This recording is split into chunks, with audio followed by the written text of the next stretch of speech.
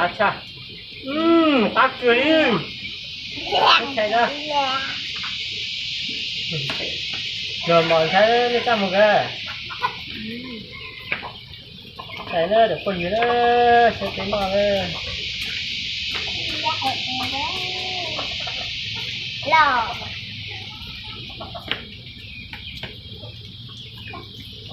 Đây có tính nó nữa. Cứ chỉ nó chỉ khác cười đi. Chỉ khác cha đi chứ. Em nhớ thì có của lúc nhiều. Nó ơi.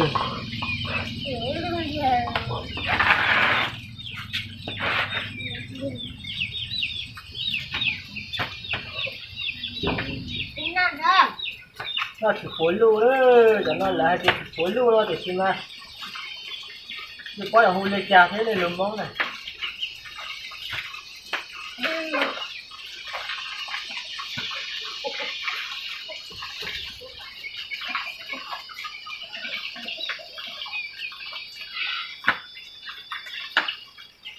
Có cái khó là đúng rồi. Đã cái tài.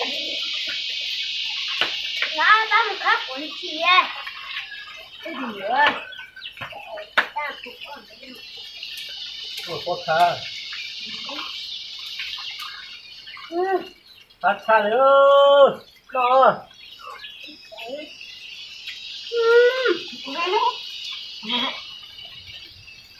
Phát xa.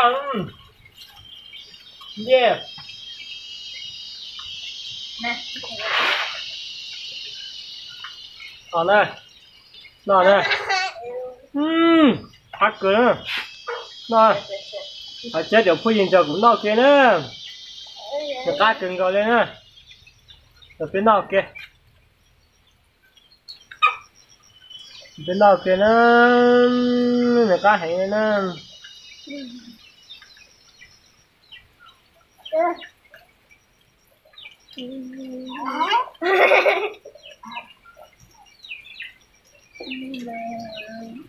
Phía nào kia nữa. Nó chỉ nào. Cá cười đó. Cái nó nữa. Cá cười. Cố gắng rồi, cố gắng rồi, cố gắng rồi. Nó nữa. Chết được không nhìn ra tiếng nó kìa. Anh chưa được biết để anh nha.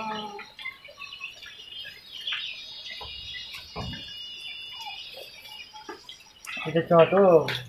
Chào tu. Wow. Ủa nữa. Dạ đó.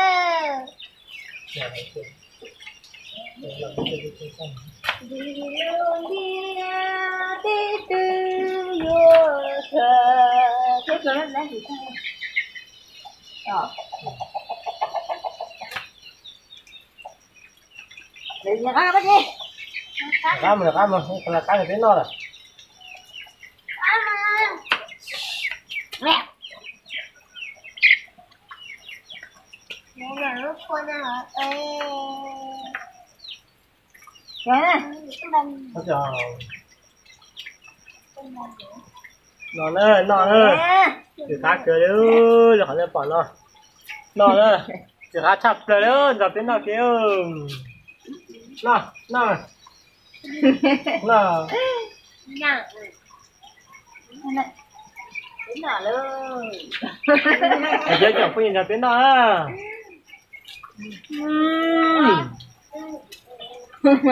Phát xa.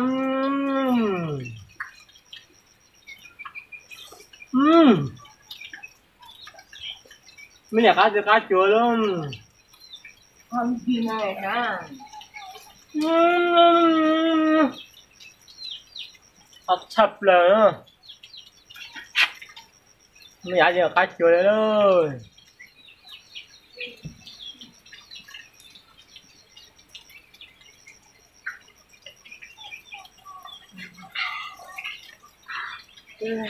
Sao mất chứ?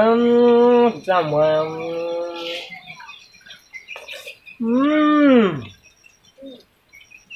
Chập nữa. Bên nào kìa?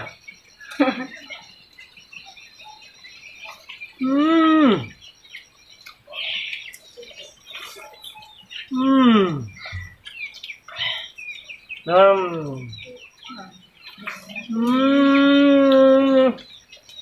sẽ có chỉ tu bồi dưỡng nhà thế nữa có chỉ tu chỉ拿穿的就拿金的拿穿直接当穿高是把穿的给扣拉拿来拿是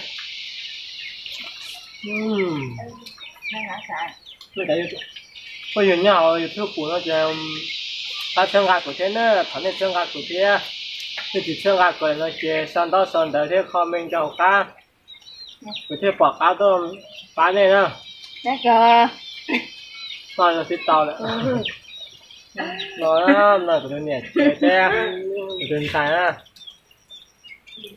จิตต้มตามเหมือนช่าง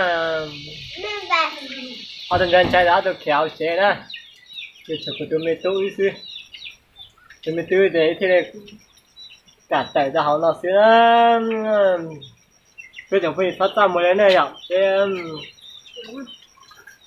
nó kia cho chụp phim rồi cái nó kia Ngồi mà ca à được không dầu phải ở đây này cái ống là ở đây nha nó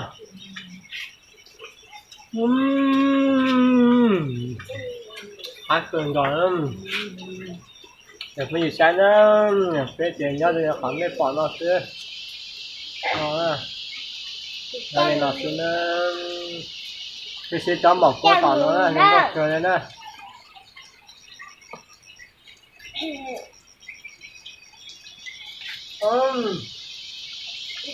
chó mọc qua nó cười á nó sắp cười luôn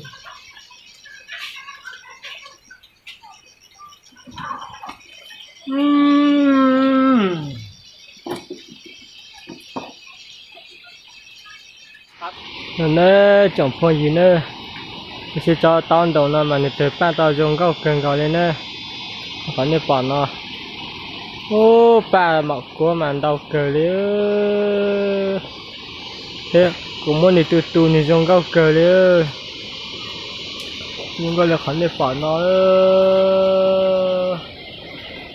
nhưng có xa liêu nhưng có xa liêu bị siêu nhưng có xa liêu nữa đó nó ba mọc của nó mà những câu cười rồi nữa những câu hẹn nữa những câu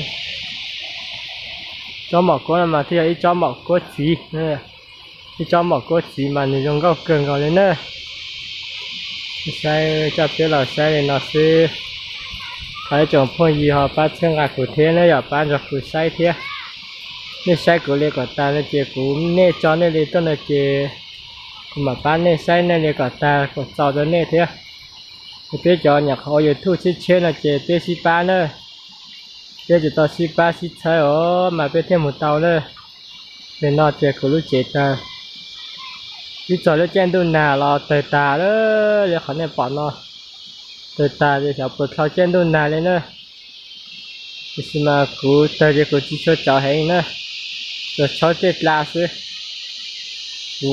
ô món nó chỉ ô món lạnh chứ để cứ cho cháu chết là chứ nữa bây giờ nhà họ giờ thu giờ tê xí ba nữa tê xí ba để tê thêm một tàu kia nữa chiều cả đúng rồi nó việc của tê va chê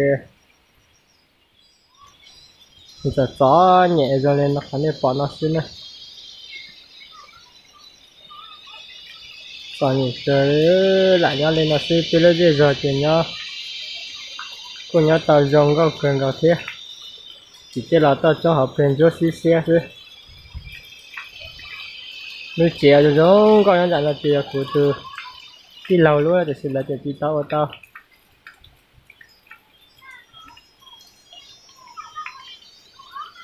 nhớ giới chọc phải gì nữa tên mà để xin gì rồi nhá tao để xin hỏi nữa